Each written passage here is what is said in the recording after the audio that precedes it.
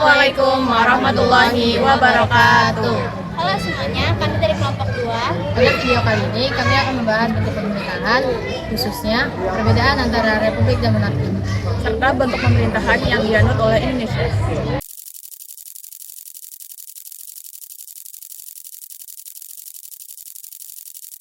Bentuk pemerintahan adalah cara suatu negara mengatur dan menjalankan kekuasaan pemerintahannya, termasuk bagaimana kepala negara ditentukan.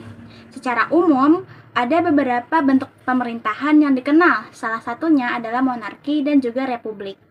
Monarki adalah bentuk pemerintahan yang kepala negaranya dipimpin oleh raja atau ratu. Kedudukan tersebut umumnya diperoleh berdasarkan garis keturunan. Monarki sendiri dapat dibedakan menjadi monarki absolut ketika raja memiliki kekuasaan yang sangat besar, dan monarki konstitusional ketika kekuasaan raja dibatasi oleh konstitusi.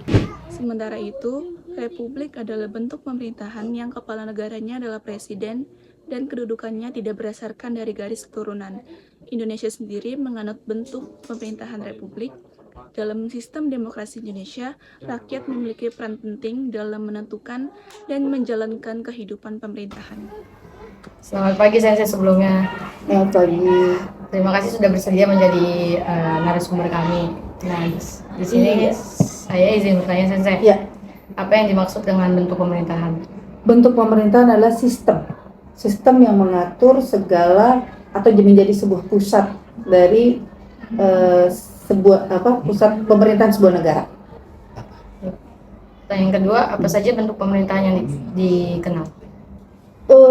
Mungkin ada beberapa pusat pemerintahan ya, seperti monarki dan republik mungkin. Yang ketiga itu ada apa perbedaan pemerintahan monarki dan republik Sensei?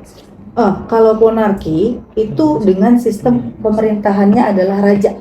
Jadi dari garis keturunan, dia tidak akan ada pemilihan, tetapi dari garis keturunan. Sementara kalau republik itu bisa dengan menggunakan sistem pemilihan umum atau dipilih oleh rakyat. Pemerintahannya adalah presiden, bukan raja. Yang keempat itu Indonesia menganut bentuk pemerintahan apa Sensei? Republik dong, kan kita punya presiden. Presiden kita sudah ada 8. Sekarang yang ke-8, Pak Prabowo. Yang kelima itu apa ciri-ciri bentuk pemerintahan republik Sensei? Kalau pemerintahan republik itu dipilih berdasarkan hasil suara terbanyak. Boleh tidak menggunakan garis keturunan seperti monarki. Jadi siapa saja bisa mencalonkan. Itu republik. Selanjutnya akan dilanjut oleh teman saya Sensei. Baik.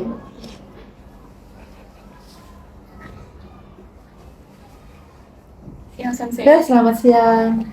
Saya akan melanjutkan pertanyaan dari teman saya sebelumnya. Pertanyaan ke-6, apa hubungan antara bentuk pemerintahan republik dengan kedaulatan rakyat? Hubungan republik atau dengan pemerintah Kedaulatan dengan rakyat. kedaulatan rakyat. Kalau di Indonesia ini kan berdasarkan sistem pemilu, berarti pemimpinnya dipilih dengan suara rakyat, tidak dengan hasil penunjukan, tapi dengan suara rakyat berdasarkan kedaulatan.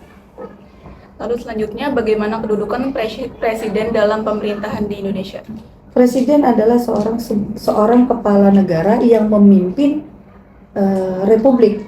Berarti presiden berkuasa sesuai dengan ketentuan perundang-undangan.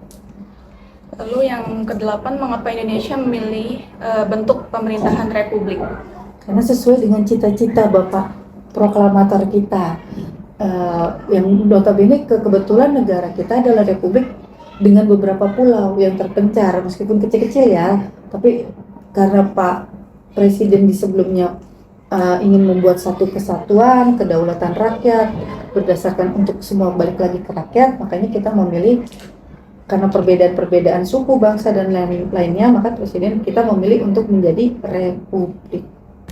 Lalu apa perbedaan republik dengan monarki dalam hal kepala negara? Wah, keren nih.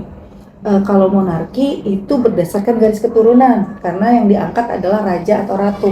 Sementara kalau di republik itu berdasarkan pemilihan, tidak boleh dari keturunan. Gitu. Lalu yang ke-10, Iya. apakah bentuk pemerintahan mempengaruhi kehidupan masyarakat dan jelaskan sendiri. Pastinya kalau dalam sistem kerajaan kan mungkin mereka lebih mengutamakan di ruang lingkupnya ya. Tetapi kalau dengan republik itu tidak boleh mementingkan pribadi, tetapi mementingkan untuk rakyat banyak. Mungkin itu saja sih. Pertanyaan selanjutnya Baik.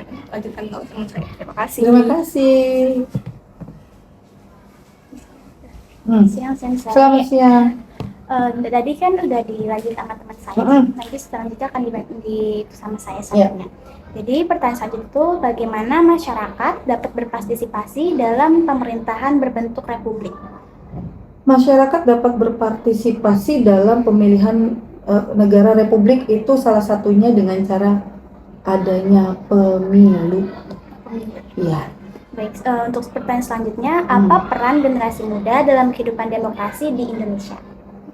Peranan generasi muda menggunakan tadi kata pemilu ya, generasi muda yang sudah memiliki atau dapat memilih calon pimpinannya dalam sebuah pemerintahan itu adalah dengan pemilu.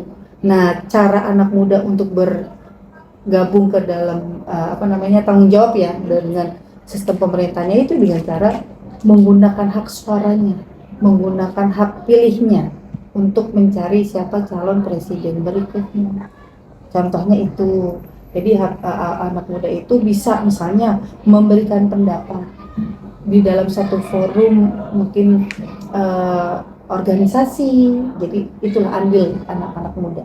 Berpendapat dengan bebas. Betul, tetapi dengan arahan ya, kita bisa berpendapat dengan bebas, tetapi berdasarkan kepada balik lagi Undang-Undang Dasar 1945.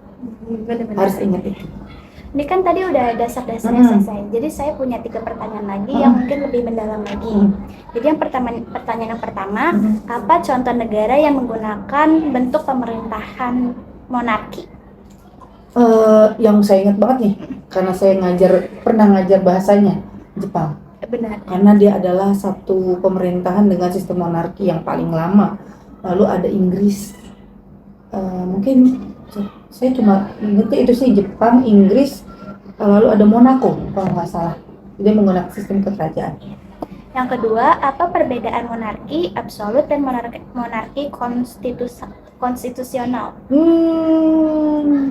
Apa ya?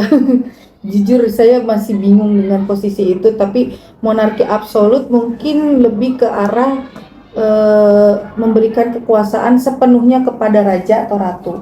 Tetapi kalau absolut itu lebih memilih melalui jalan kata sepakat atau diplomasi. Jadi tidak semuanya ditentukan oleh raja atau ratu. Saya kurang terlalu paham sih sebenarnya. Iya. Terus pertanyaan terakhir itu, mengapa Indonesia mempertahankan bentuk pemerintahan republik? Karena kita ada 5 Pancasila. 1, ketuhanan karena kita berbeda banyak agama. Kedua, kemanusiaan yang adil karena kita harus memiliki